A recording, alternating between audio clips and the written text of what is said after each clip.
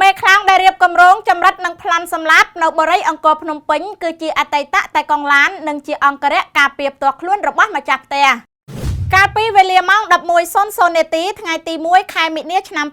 2021 អ ុក្រិតជន 4 នាក់បានចូលចម្រិតនិងប្លន់សម្លាប់មិនបានសម្រេចក្នុងបរិយាអង្គរភ្នំពេញហើយបានបាញ់តដៃជាមួយសមត្ថកិច្ចកងរាជអាវុធហត្ថរាជធានីភ្នំពេញបណ្ដាលឲ្យអ ុក្រិតជន 4 នាក់បានស្លាប់នៅនឹងកន្លែងកើតហេតុបើតាមបញ្ជាការដ្ឋានកងរាជអាវុធហត្ថរាជធានីភ្នំពេញបានឲ្យដឹងថាជំវិញករណីឈានដល់ចម្រិតនិងប្លន់សម្លាប់នេះដំបូងអ្នកចាប់ផ្ដើមកំណត់ឈ្មោះអឹមសុវណ្ណរិទ្ធធ្លាប់ធ្វើជាអ្នកបើកឡានឲ្យម្ចាស់ផ្ទះហើយក៏បានឈប់មួយរយៈបន្ទាប់មកក៏សុំម្ចាស់ផ្ទះចូលធ្វើការវិញតែម្ចាស់ផ្ទះមិនព្រមឆ្លើយតបរូបគេក៏បានរៀបចំផែនការចូលចាប់ចម្រិតនិងប្លន់សម្លាប់ក្នុងថ្ងៃទី 25 ខែកុម្ភៈឆ្នាំ 2021 តែដែលពួកគេប្រមូលគ្នាមិនទាន់ជុំនិងរកអាវុធមិនទាន់គ្រប់ក៏បានលើកគម្រោងទៅថ្ងៃទី 26 ខែកុម្ភៈតែនៅថ្ងៃទី 26 ជុំគ្នារសៀលពេកមិនអាចអនុវត្តផែនការទាន់ពួកគេក៏លើកគម្រោងទៅថ្ងៃទី 27 វិញហើយថ្ងៃទី 27 ជាថ្ងៃសៅរ៍ខ្លាចចូលធនាគារដកលុយមិនទាន់ទើបពួកគេលើកមកថ្ងៃទី 1 ខែមិនិនានេះតែម្ដងចំពោះផែនការនេះដំបូងគឺប្រមូលគ្នាចូលទៅក្នុងផ្ទះភ្ជុងម្ចាស់ផ្ទះឲ្យសរសេរសែកនៅសាច់ប្រាក់$1 លាន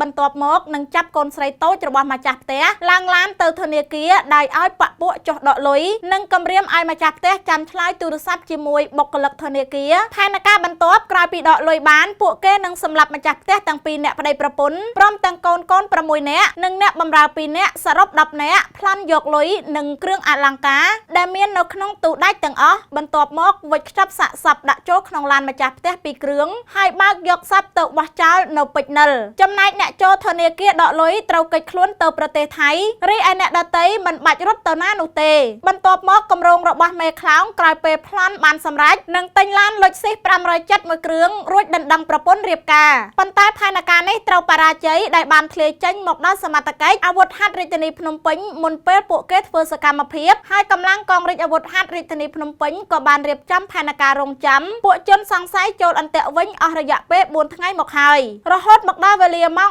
11:00 នាទីថ្ងៃទី 1 ខែមិនិនាឆ្នាំ 2021 អ ុក្រិតជនទាំង4នាក់បានចូលមកប្លន់តាមផែនការមែនក៏បានបាញ់ប៉ះជាមួយនឹងកងកម្លាំងរាជអាវុធហត្ថរាជធានីភ្នំពេញដែលប្រើប្រាស់សិទ្ធិការពារខ្លួនកម្លាំងសមត្ថកិច្ចបានបាញ់តបត្រឡប់ទៅវិញបណ្ដាលឲ្យអ ុក្រិតជនទាំង4នាក់ស្លាប់នៅកន្លែងកើតហេតុតែម្ដងពីនាងខ្ញុំសំអូន The Time News